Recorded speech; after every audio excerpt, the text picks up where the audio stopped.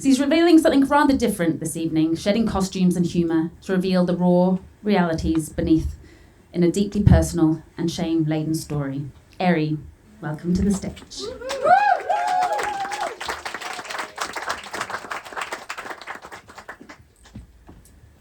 Okay, I'm going to be changing gears a little here from mailbags. I just really want to get into my body because I feel like I'm in my head at the moment, you know, with organising this event and all of that. So I really want to express this story from this embodied, fierce, open heart, and from this expression of power and love and kindness and bravery. As Helen just said, this is quite edgy for me. Like, you know, dancing and taking my clothes off is easy. But yeah, standing up here, being vulnerable and talking about shame is, really edgy, really edgy.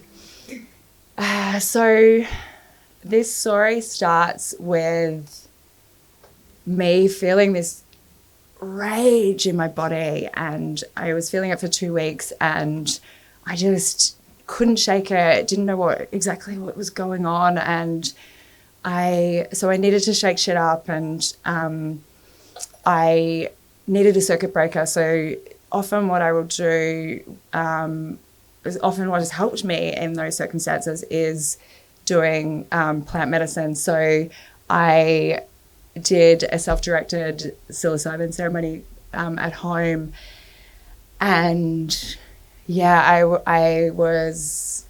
what was revealed was unexpected, a bit shocking for me, I think, because it had been playing unconsciously underneath everything.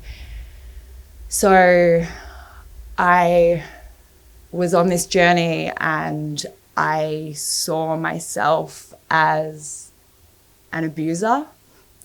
I was abusing my partner. I had this flip of perspective where I was my partner, and I was listening to these words being flung at him, and they were mean and nasty, and they were pushing his buttons and playing on these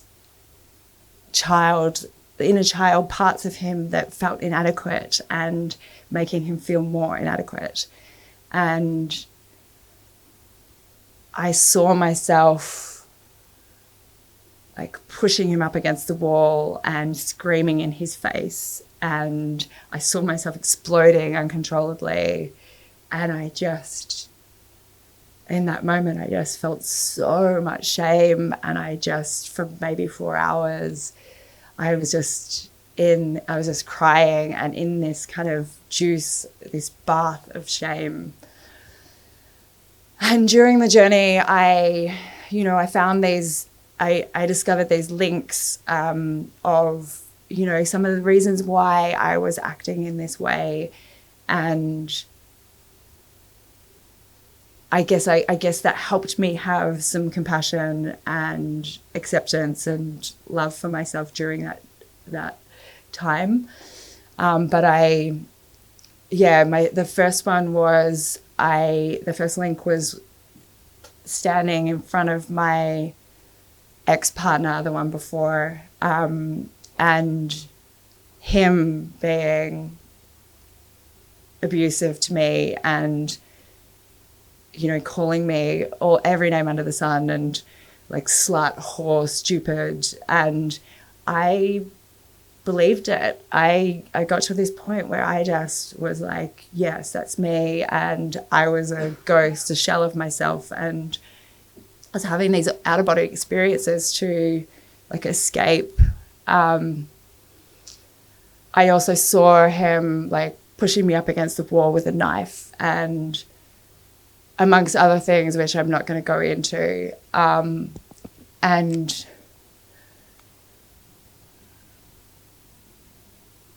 when I got up the strength and the belief in myself to finally leave that situation, I swore that I would never fucking let that happen ever again.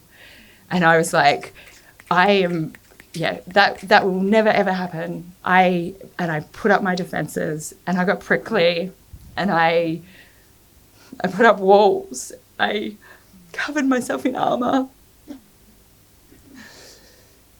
And yeah, I was defending myself, but I was also not very open. And then I met this lovely human, this lovely man who was supportive and caring and nice and compassionate and loving, and he got in under that armor, and I trusted him, and I loved him deeply. I love him deeply. And not long after we got together, a little bit after we got together, we started dating other people. And so, you know, in a poly, I think, a non-monogamous relationship, and our best friend said that she wanted to date us, and I was like, oh no, that's too close. There's too much to lose here. I can't. So the answer is no. And then they went there anyway, and when I got told, which was not long after, I just felt shattered and enraged and hurt and in so much pain. And that made me feel justified to hurt him. So I was like, you hurt me, I'm going to hurt you. I'm going to put these defenses up, and I'm going to get defensive whenever I was triggered And when that happened, I just was like, I can't lose these two people, my best friends, my two best friends. And I just pushed it down. And I just ignored it. I pushed it aside. I didn't deal with it.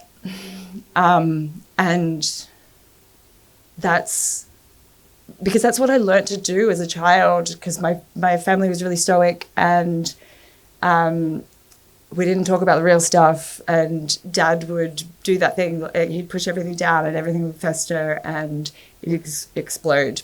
And so that's what I learned to do. And I was like a really emotional child, and it was like a superpower to me, and I valued it so much. But I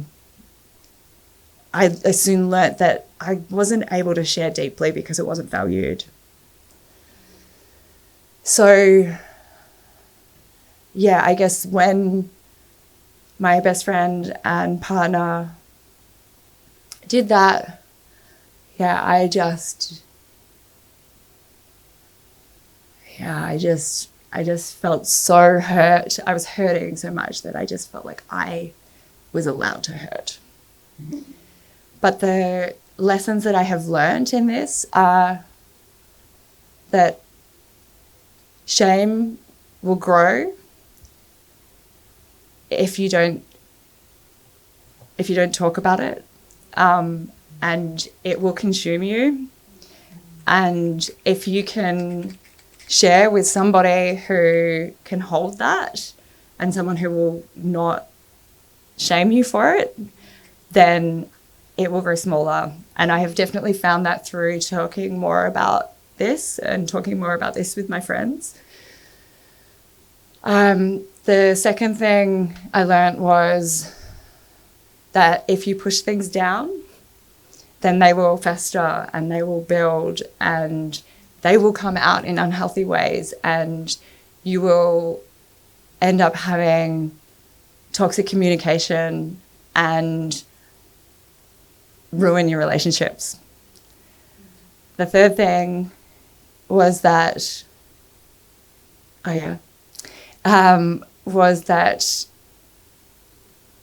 when you are caught in that defensiveness and you are being mean, you are saying those words that you're like, oh, I don't even actually want to say this, then you have a choice to stop and, walk away or have a pause or say, hey, can I just stop that and repeat, and say that in a different way, in a kind and loving way. And then the fourth thing, I've got two more. The fourth thing was, if you can surrender to the pain and the grief and the hurt and feel it and move through it, then you will increase the spectrum of emotions that you can feel. And on the other side of that, you will feel more joy, you will feel more ecstasy and pleasure and everything in between. And rather than living in this narrow corridor of these are the only feelings that I'm allowing myself to have. And then the last one is that if you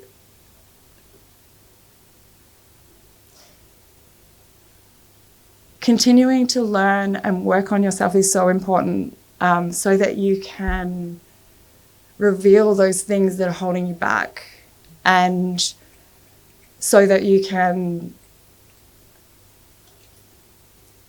be a better version of yourself and be courageous and step into the arena of life.